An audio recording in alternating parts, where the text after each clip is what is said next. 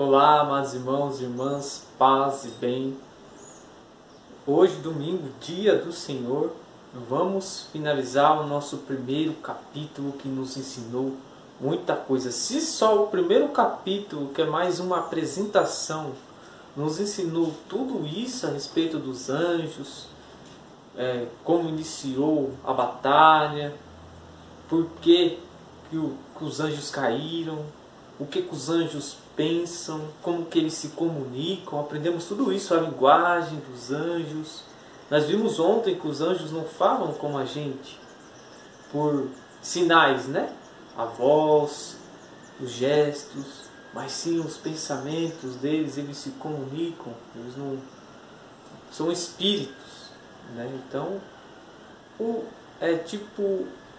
os anjos vai muito além da compreensão humana. Então a gente tenta explicar aquilo em cima da verdade, em cima da palavra de Deus, aquilo que é tirado de padres, experientes, homens de Deus, que são exorcistas. Em sessões de exorcismo, o demônio revela muitas coisas. Amados irmãos, se você não sabe, não é qualquer padre que pode tirar o demônio de uma pessoa. Existe um padre exorcista. Então, se existe uma pessoa endemoniada em algum canto, você vai até a sua paróquia, aquele padre paróquio lá da sua paróquia, ele não vai poder estar indo até essa pessoa e exorcizá-la. Ele vai comunicar um padre exorcista que tem autoridade para isso, para estar indo no local e ali tirar o demônio daquela pessoa, para você ver como a coisa é séria. Não se brinca, não é qualquer um que vai lá e põe a mão, não, amados irmãos, não é teatro, não é coisa séria. E a Igreja Católica Apostólica Romana é séria.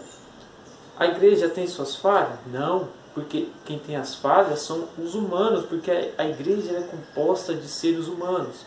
O ser humano é falho, o ser humano erra, mas a igreja é santa. Então hoje nós vamos falar da nossa questão 14, 15 e 16 e vamos encerrar o nosso primeiro capítulo. Então, você que não é inscrito ainda, se inscreve no canal, compartilhe, comente, dê sua opinião, deixe seu like aí, ajude o nosso canal a crescer. Nós nos deixamos levar por tantas coisas mundanas e como é difícil a gente falar da igreja, como é difícil a gente falar das coisas de Deus, como é difícil a gente trazer o ensinamento da igreja no mundo de hoje. As portas se fecham, as próprias pessoas que se dizem cristãs não colaboram, né? Falta união, amados irmãos. Devemos fazer propaganda, devemos levar mensagens, coisas de Deus, palavras de conforto às pessoas. Mas quando é uma tragédia, as pessoas compartilham tão fácil, não é verdade? Fofocas, mas as coisas que a gente quer falar de Deus, quer trazer o conhecimento da igreja para as pessoas, tem essa dificuldade. Mas, como cristão, nós já sabemos, porque Cristo disse: quem quer me seguir, pegue a sua cruz e segue-me.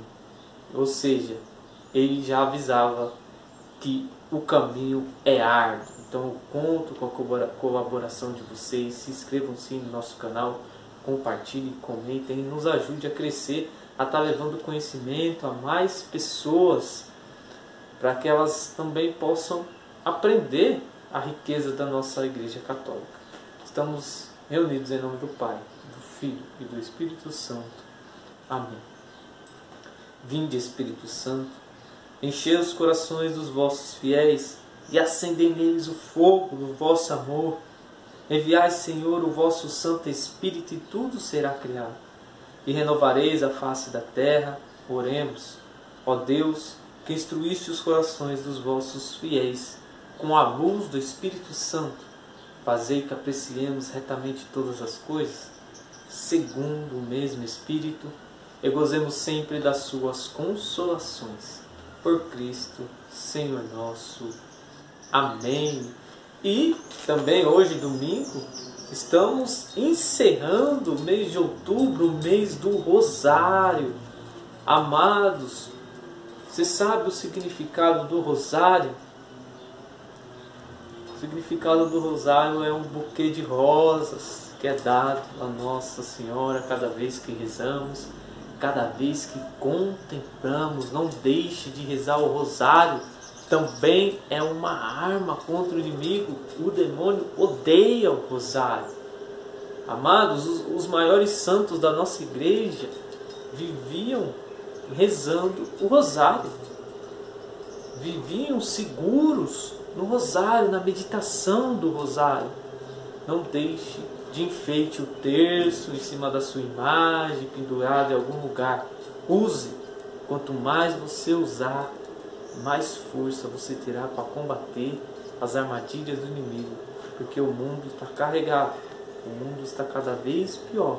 E se nós, que somos cristãos, não nos armarmos com as armaduras do cristão, nós vamos ser pisoteados pelo maligno. Eu falo isso porque a gente sabe, nós estamos vendo, né? Não é preciso também estar falando isso, nós estamos vendo, é nítido como que o mundo está. Então vamos lá. Questão 14, 15 e 16, e aí a gente vai encerrar o primeiro capítulo. Na questão 14 vai nos dizer: o demônio pode experimentar algum prazer? O demônio não sente com nenhum de nossos 5 sentidos.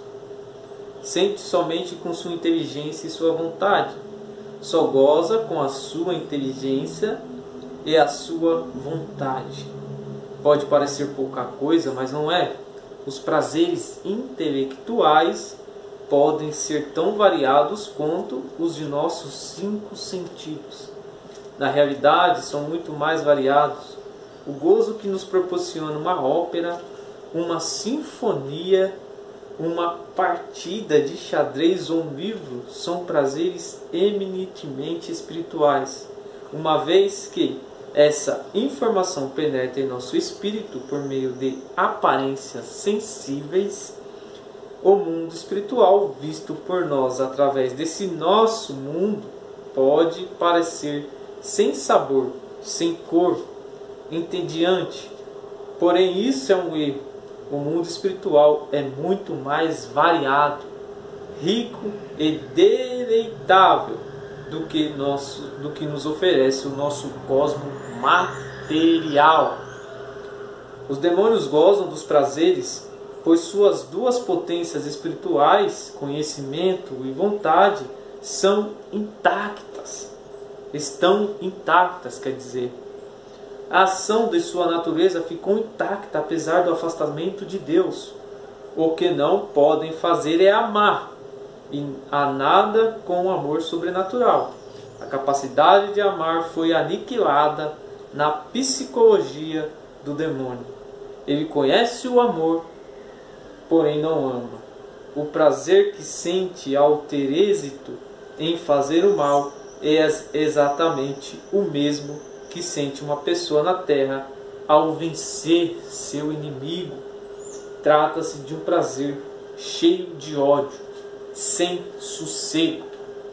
Amados, questão 15.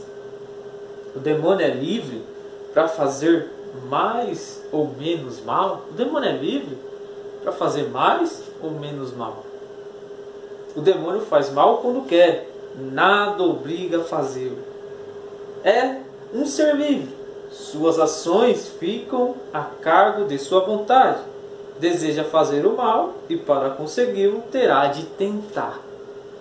Porém, para tentar, terá que insistir. Uns demônios insistem mais, outros desistem antes. Há demônios mais firmes e alguns mais preguiçosos.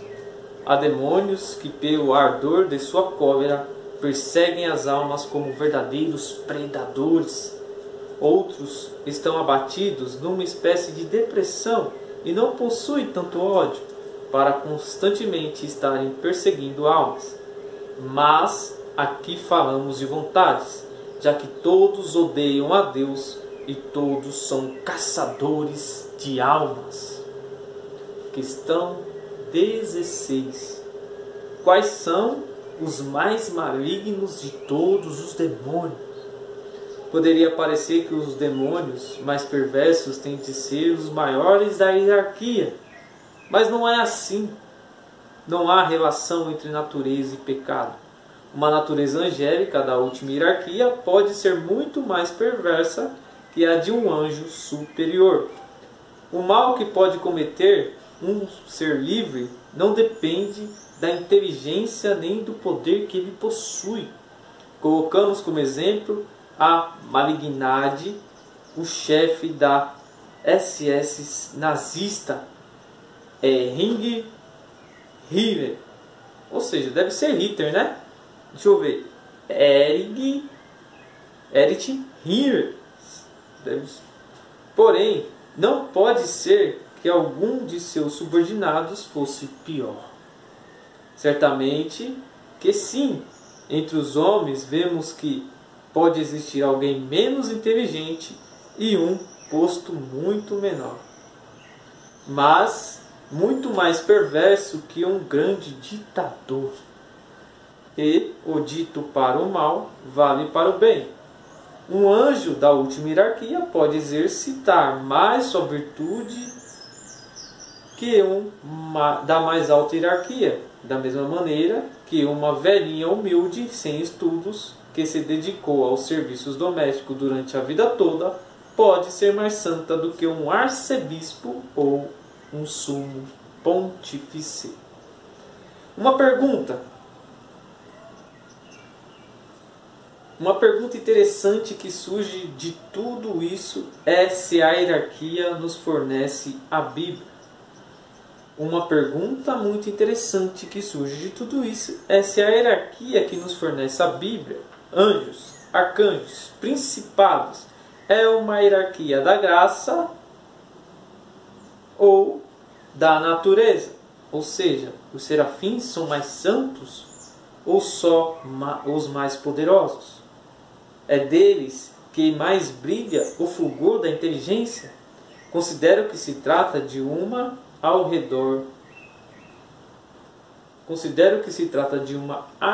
hierarquia segundo a natureza, pois as descrições visuais dos quatro viventes ao redor do Cordeiro, os anjos de maior hierarquia, transmite a impressão de poder e conhecimento, tal qual os nomes das 9 hierarquias. Os nomes de principado ou potestade, para citar 2 exemplos, indicam mais poder. Além disso, é mais simples fazer hierarquia da natureza do que da graça. Mas, irmãos, o nosso 16º capítulo terminou, o nosso primeiro capítulo se encerrou. Segunda-feira já entramos no segundo capítulo com temas muito melhores, com muito mais perguntas, respondendo mais dúvidas. Só uma pergunta, consertando ali, ó, que estava escrito assim, SS nazista. E aí o autor do livro põe aqui o significado. Só que é um nome muito complicado de falar. SS é uma sigla de Schutzstaffel, que significa Tropa de Proteção Nazista. SS significa Tropa de Proteção Nazista. Tá bom? Segunda-feira entramos no nosso segundo capítulo. Eu já vou adiantar o tema do segundo capítulo. A tentação e o pecado, a qual todos nós passamos por isso. Paz e bem, Deus abençoe a todos vocês.